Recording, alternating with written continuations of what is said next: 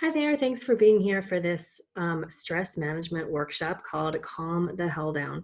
I had originally designed this as an in-person workshop that I was going to give in small groups, but I've decided to go ahead and do it in an online format so that it can be available to more people. Before we get started, just make sure that you've downloaded the handout that came with the link to this video so that you can make some notes.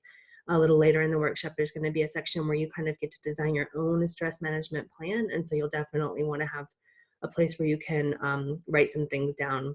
And the download is a Word document, so you can actually just type right in there. You don't even have to print anything out. I think that'll be really useful for you. So I think that stress is one of the things that kind of is a cross section of our society. I think no matter what you're dealing with in your life, no matter what problems that you have or you're trying to work through, I'm seeing with a lot of my clients and people in the world that the underlying cause of so many unproductive behaviors is stress and lack of effective stress management. And it's something that I have struggled with a lot in my personal life. And I've really had to put it kind of in the forefront of my self-improvement efforts because I quickly realized that I would not be able to accomplish the things that I wanted to accomplish in my business and my personal life if I didn't get my stress and my anxiety under control. So it's something I feel like I have a fair bit of expertise on, although I'm not a licensed therapist. I am required to tell you that. I hope this workshop is helpful for you. I just tried to kind of pare it down into the basic points that I find most useful to think about and give you some really, really practical tools that you can use on a daily basis, on a ongoing basis to kind of manage and prevent stress in your life and try to figure out how to be as calm and happy as you can be because, you know, we get to do this once and we want to make it the best we can. I'm going to go ahead and share my screen with you so you can see the slideshow. Okay, so here we go. Calm the hell down, how to manage and prevent stress so you can have a peaceful, happy life.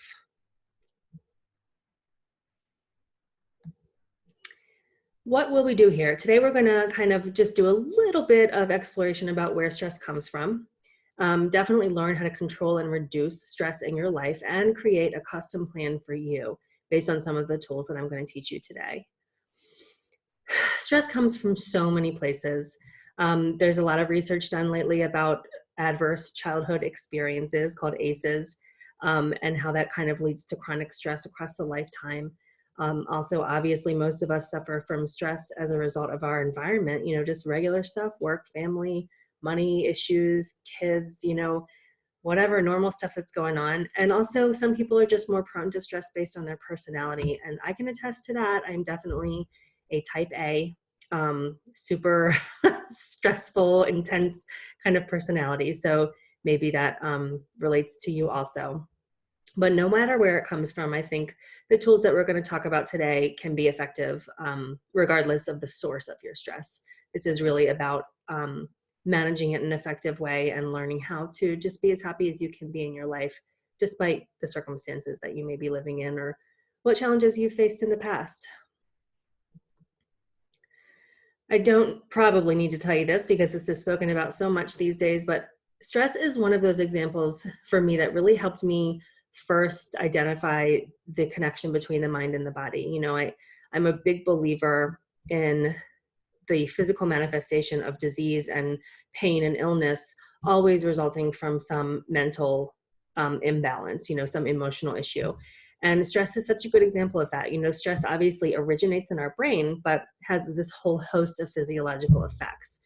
Blood pressure, blood sugar, heart attack, insomnia, depression, sexual dysfunction, and muscle pain and headaches, which I think is kind of the most benign physical risk, but something that I think we can all relate to. I mean, there isn't anybody alive who hasn't had a stress headache or, you know, like a crick in their neck or something like that, just from stressful circumstances in life.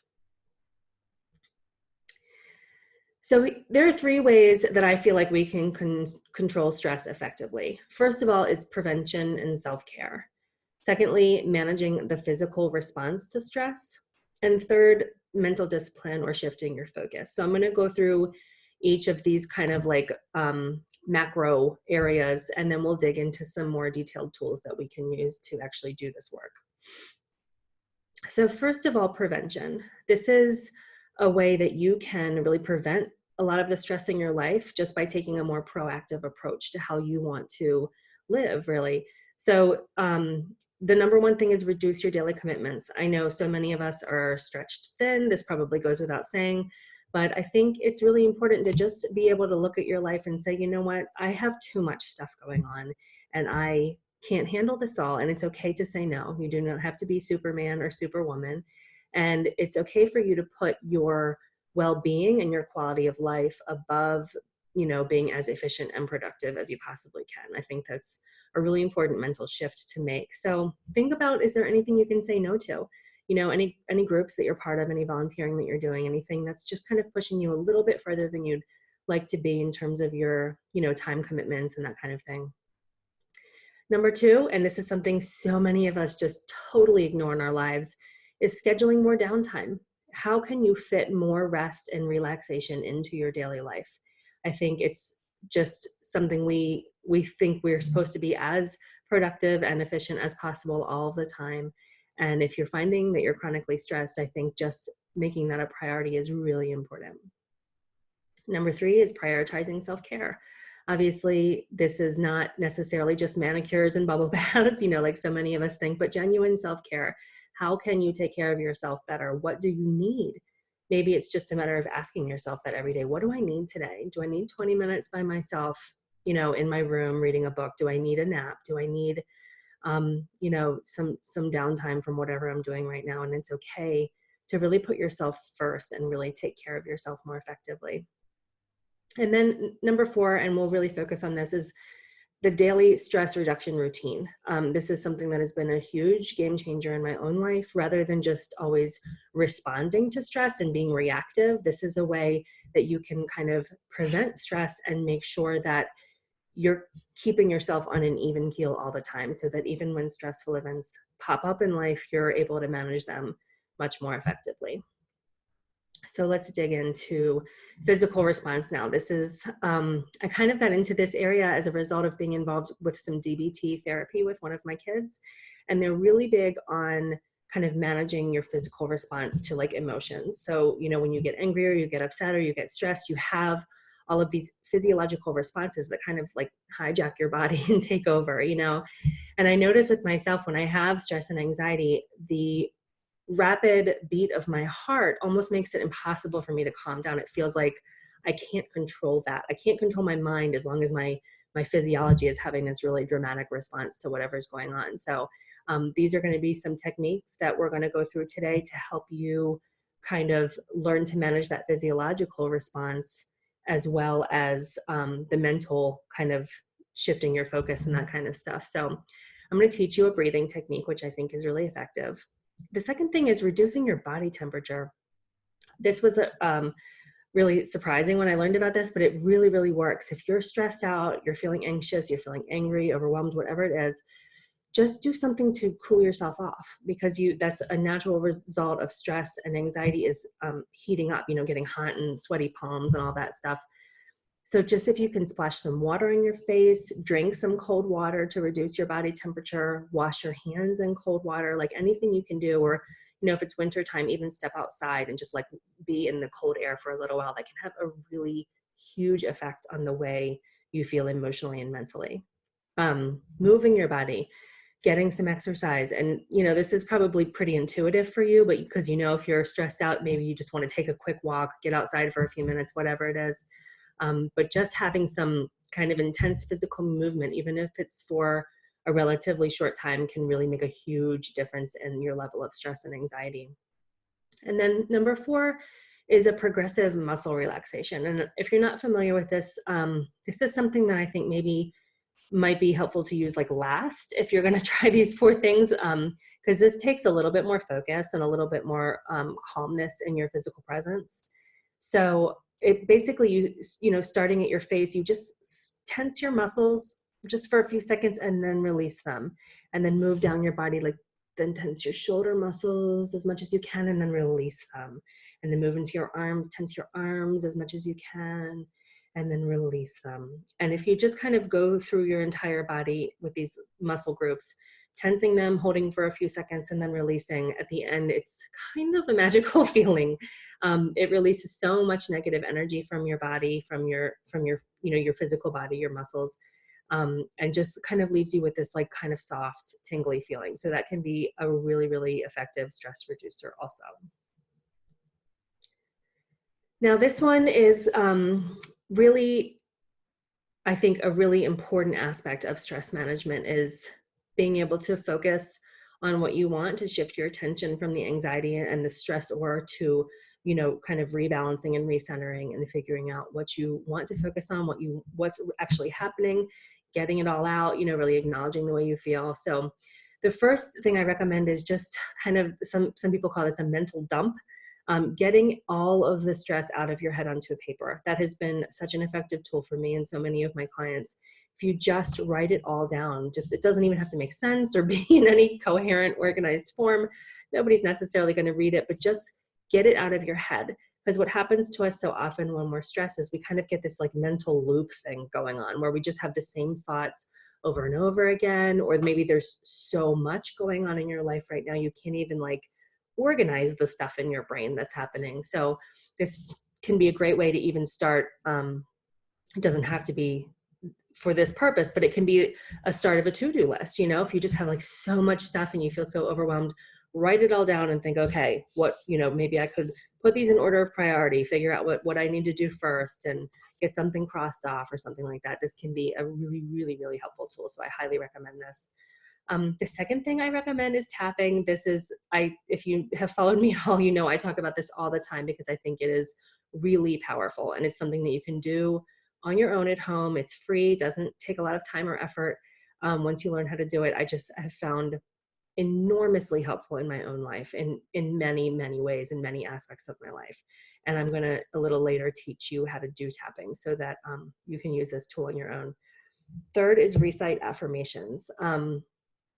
I have a daily affirmation that I send out to my mailing list every weekday, and it has become such an important part of my life and for many of my clients too, just to have kind of a statement, a positive statement that you can return to in times of stress, you know, and it can be whatever resonates with you. It doesn't have to be something specific about a specific subject, but even just something as simple as like, I am calm and focused. I am peaceful and productive. Today is a great day, you know, like whatever it is that just resonates for you in that moment, that you can kind of, it just is a pattern interrupter. So if you're like in this jangled, frenzied state, or you just have so much on your mind, you can just kind of take a second, return to that affirmation. I am calm and productive, whatever it is. And it really helps calm your mind down. And the other thing affirmations do is they help reprogram your subconscious mind. So if you say them enough, your subconscious, which is just kind of like an innocent child, you know, absorbing information, will really start to believe the things that you're saying. And then whatever your subconscious believes is reflected in your actual behavior. So it can really make a big difference in your life if you use affirmations on a regular basis. And the fourth thing is to distract yourself and have some fun. I think we leave this one out a lot too. This is really easy to overlook, but when you're stressed out and you're having a tough time, what humans want to do is solve the problem, right? We have these big brains and we think, okay, if we just like focus on it enough, concentrate on it enough, think about it enough, we're going to be able to figure it out. We're going to be able to solve it. And that leads to so much more stress in a lot of situations, especially if there's not a clear answer and you don't know what to do. You know, all of that like mental focus can just make the anxiety and the stress kind of go through the roof. So in certain situations, if there's not something you actually need to do in that moment, if you're just kind of like in that mental loop and you don't know how to calm down, just do something else. This is, you know, a big game changer too. Watch a funny movie, pull up a stand-up video on YouTube, go outside and talk to a neighbor, just anything else to get your mind off of what's going on. And of course, you know that sometimes that's the most effective thing you can do. If you're really stuck with a problem and you don't know what the solution is, give yourself a break from it, give yourself a breather, go do something else. And then suddenly, sometimes the solution just becomes really clear to you after that, after you've let the stress hormones kind of go out of your body and let your brain calm down and get back into productive thinking mode, then all of a sudden the solution's clear, you know? Excuse me. One of the things that happens in stress is that we shift into our survival brain, you know, the fight, flight, freeze, acquiesce thing. And when we are sending our energy and our blood to that survival brain that's trying to help us make quick decisions and get out of danger, we can't think clearly. Literally, it takes resources from your thinking mind and puts them into your, visceral response mind, your lizard brain. So it's really important to give yourself a break and let that process reverse and let the stress hormones leave your body so that you can move back into your thinking brain and be able to make good decisions and really actually come up with productive solutions. So it's not just, this isn't just like for fun. This actually has, a real reason for this kind of work. So it's important to remember that. Okay, so now I'm going to get into demonstrating 4 different things that I mentioned earlier in the slideshow that you might not know how to do, but I think can be super, super effective tools. So the first thing we're going to go through is this breathing for calmness. Now this is called the 4-7-8 technique. And the gist of it is that you inhale for 4 seconds through your nose, hold it for 7 seconds, and then breathe out slowly through pursed lips for 8 seconds. Now, I just want to put a disclaimer out there right now that when I'm stressed and my heart's beating really fast and I'm having like shallow, rapid breath, I'm not able to hold my breath for 7 seconds and breathe out. I mean, all of this just takes way too long because it's just too much. So if you find that for yourself, also if you just have some kind of like lung impairment and you literally can't hold your breath for that long, just cut it in half, do 2, 3, breathe in for 2 seconds, hold for 3 seconds, and then breathe out for 4 seconds. So put your tongue behind your top teeth, breathe in through your nose for 4 or 2 seconds, however you're doing it. Hold.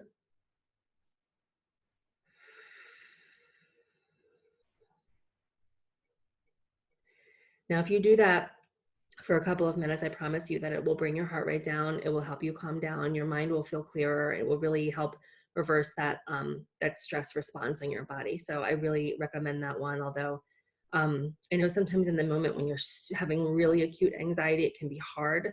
So maybe save this one for a little later when you've done some of the other techniques, if this feels like a little too confronting to do. The second demonstration is the progressive muscle relaxation. So I went through this a little bit before, but again, it's just kind of getting to a comfortable place, feet flat on the floor if you can, and just starting at the top of your head, just squeezing the certain muscle groups, holding for a few seconds, and then letting them go. Squeezing tight, tight, tight, and then letting them go. You can feel actually, it almost feels like you can feel the stress like moving out of those areas of your body after you do that. It can be really effective. Try doing it just with your fists. Just hold them for a few seconds and then let them go, and see the difference in the way that your hands feel. It can make a big difference. So, and then after you've gone through your whole body, if you have time to do it all, if you don't have time to do it all, just do a couple places that feel right. Just end with some deep breaths. And notice how different your body feels and how much calmer your mind feels. I think that can be a super effective tool too. Although one you probably should do when you're in a room by yourself or you'll look a little crazy. And here is my favorite. This is tapping. So tapping is one of those things that I think people don't do because it seems really complicated. And it's not. It does not have to be at all. There is no way to screw this up. It's not like an exact science where you have to do the points in a certain order, or you have to do certain points even if some are uncomfortable for you. Just do whatever feels right. Sometimes I tell people if they only have a couple minutes and they just need to calm down, just sit on this karate chop point. It can really be that simple. And you will immediately feel the effects in your body. It did take me a while to get into this when I first started. It felt really awkward and I wasn't sure if I was doing it right. But once I kind of got out of my head and just like did practice it more and let myself really get into the experience, it has been transformative for me. I cannot emphasize that enough. So there's 10 points that I recommend using. You're going to tap on each point, 10 to 12 times, kind of in a cycle like this. And the next slide, there's a graphic of what the points are, so you don't have to remember them right now. You can do it silently if you're just stressed, you need a minute to calm down. You don't have to say anything. Or if you are super upset about a specific thing and you really want to vent, you can talk while you're doing it or even just think while you're doing it. So it could be like, oh, I'm having the worst day at work. My boss is driving me crazy. I have no idea what we're having for dinner tonight. It doesn't have to be profound, but whatever it is that's bothering you in the moment. I'm really unhappy with the way I look right now. Whatever it is that's coming up for you. Having a difficult time in my marriage. I don't know how I'm going to pay my bills. I think my car has a flat tire. I'm just having a really rough day. I'm feeling super stressed and unhappy right now. And I don't know what to do about it. So you can just kind of go through that kind of thing as long as you want, just venting all those feelings, let it saying whatever comes up. There's no filter, whatever awful stuff is coming up for you. And then you can stop there. That can be it. Or you can move into like what you want. Like even though I'm having a rough day, I really want to calm down. Even though things aren't going so well at home, I'm going to try to be calm and loving tonight. Even though I'm really stressed about money, I'm going to try to be positive and optimistic, like that kind of thing. And then if you have some affirmations that you're really into, I find this to be super effective too. Maybe not in that acute state of stress or anxiety, but at a different time. If you have some affirmations, you can just tap right on the affirmations. Like, I am, successful in my business. It's safe for me to make huge quantities of money. It's safe for me to be happy in the body I have right now. I'm a strong, independent person. Whatever it is that you're working on. I was just trying to give some various examples, but there's no right way to do it. There's no right thing to say. It's whatever feels right to you in that moment. Sometimes I'll sit down and tap just on something like a kind of a global issue that I'm working on in my life. And that'll be more of like the positive, like what I want, affirmations type of stuff. Or sometimes if I'm really stressed out about something very specific, I'll just do that venting kind of thing just for as long as it takes until I can calm down and feel better. And boy, it makes an enormous difference. It can be helpful before doing any of these techniques to kind of assess yourself a little bit before you start and go like, okay, on a scale of 0 to 10, where am I on this right now? Like, how high is my level of anxiety? And then do the technique and then kind of reassess afterward. And that can give you a really tangible way to measure how much these things are helping you. And with tapping, I found for myself and for many of my clients that the number can come down significantly. So it can be a really huge help. So these are the tapping points. My daughter made this beautiful picture, which I just absolutely love. So if you see the little numbers on there, like 1 is the inside of the brow, 2 is the outside of the eye, 3 under the eye, 4 under the nose, 5 under the mouth, 6 is right underneath the collarbone, 7 is the ribs under the arm, like where your bra strap is, 8 is the ribs under your chest, 9 is the inside of the wrist, which I just tapped together, and then 10 is the top of the head. It's hard to see that 10 in the hair there, but just right in the middle of the top of the head. Okay, so affirmations and reframing. I know that probably everybody knows what an affirmation is, but I wanted to kind of walk you through this reframing thing because it's been an extremely helpful thing for me in my life and for many of my clients.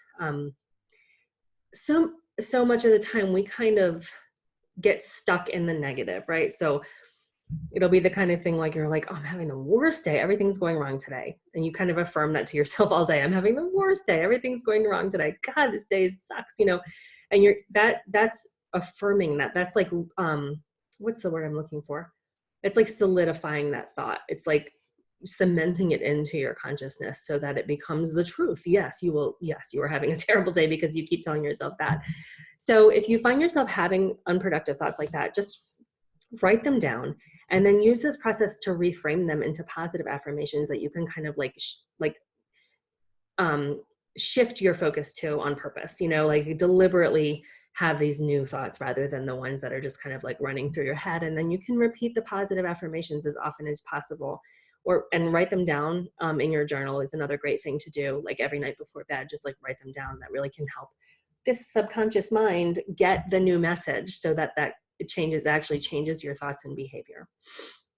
So here are some examples of reframing. I love to do this because I find it so effective. So if you have that thought, everything is going wrong today, how can you turn that into something positive that can be an affirmation? Things keep getting better as the day goes on. And notice it's not necessarily untrue. It's just a hope and a wish. It doesn't have to be so confronting, like my life is perfect, or something that your subconscious mind will reject because we know that that's not true. But just something that you want to have happen. Things keep getting better as the day goes on. Things keep getting better as the day goes on. Isn't that so much more helpful and productive, other than everything is going wrong? I hate my job so much can become, I'm so grateful for my reliable paycheck. Again, it's a true statement. You are grateful for your reliable paycheck, and it's a much more productive thought than that you hate your job. And in a situation like that, if you really are unhappy, the more you can focus on the good aspects of it and feel good about it, the faster you'll move into something else that is better for you, that you're happier with. My kids are driving me crazy today can become, I'm so grateful for happy, energetic kids. I'm so grateful that my kids are healthy.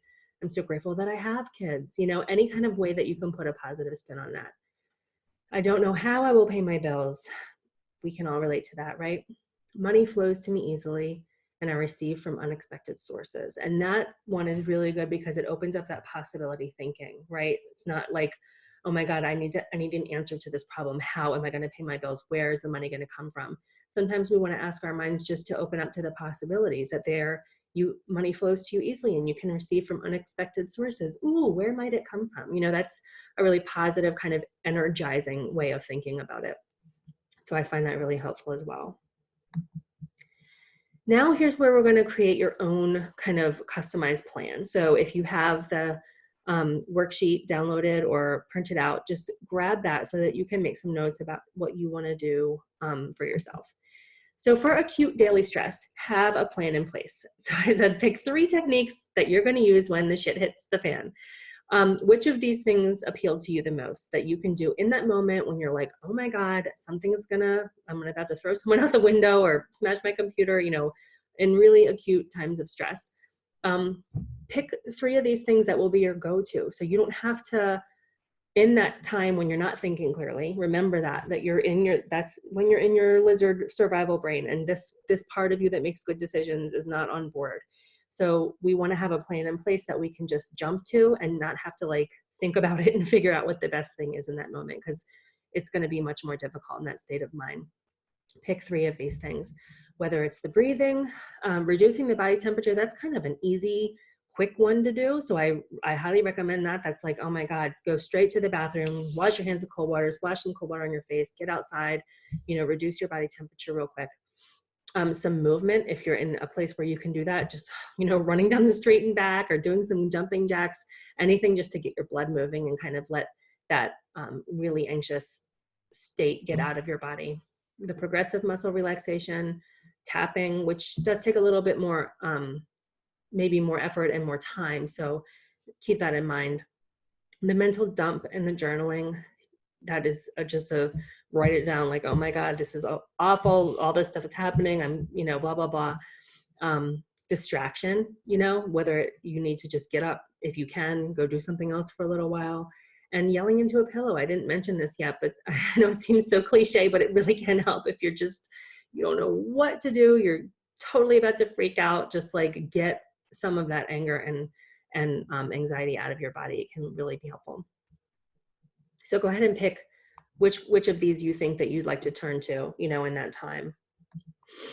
So this is for daily stress management. This is creating a daily routine for ongoing management. So this is the kind of thing in my life that I do. I have 15 to 30 minutes set aside every morning that if there's kids playing outside, great.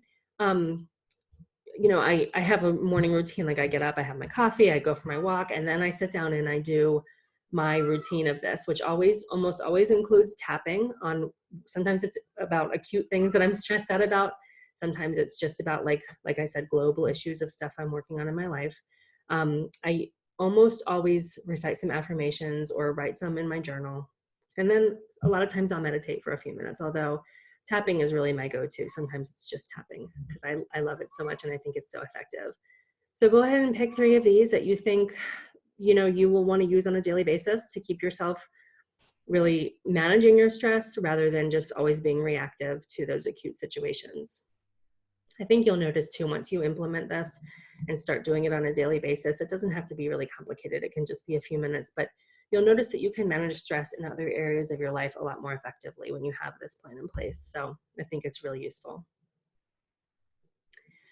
And so this is kind of like long-term ongoing management. What am I going to do to commit to this process to make managing and preventing stress a priority in my life, right? We have to give it the attention it deserves if it's a problem for us, right? And I think so much of the time we just kind of go through our day trying to put one foot in front of the other, get what needs to be done, and we're not thinking about like our really being proactive about our mental and emotional health. So I think this is really important. So I think all of these are something that you should implement in your life. So first of all, committing to the daily stress management routine that you identified in the last slide. What are you going to do every single day for prevention and management of your stress? How can you say no to commitments and cancel plans? Feel free to do that if you don't give yourself permission to already. Create more space and freedom in your life. Include rest and relaxation in your daily schedule. I mean, it seems so basic, but a lot of us don't do it, right? We're just like going from the moment we get up in the morning until we drop, collapse into bed at night.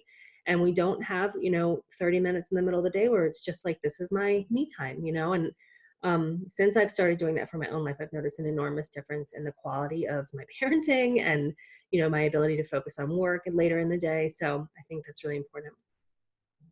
Improving your daily self-care. Now, this can be stuff like manicures and bubble baths if you enjoy that, but also it can be like more substantive stuff like better nutrition, more sleep, incorporating fun into your life if that's something where you find yourself really lacking. I think just how can you take better care of yourself? What do you need in order to be calmer, happier, healthier, and enjoy your life more? And that's going to look different for everyone.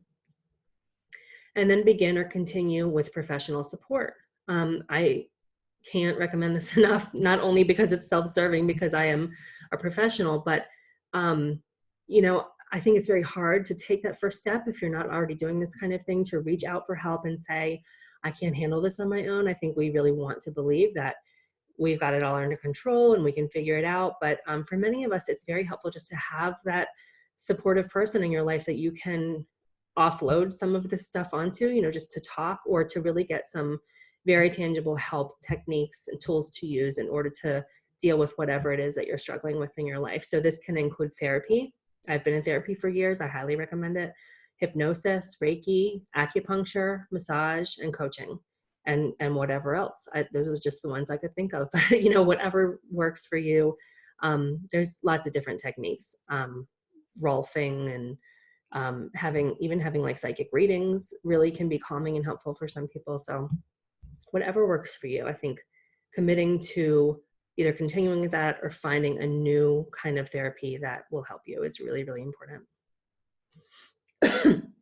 So here are some additional resources that you can do some exploration with if this is an area where you really feel like you need some more support and some more help. Just a couple of websites there where they have some information about stress and anxiety.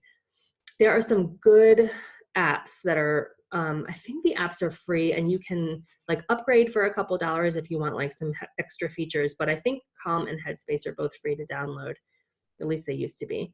And they have like free guided meditations, calming music, just like little things to help you kind of calm down. And I know a lot of my clients use those for help falling asleep.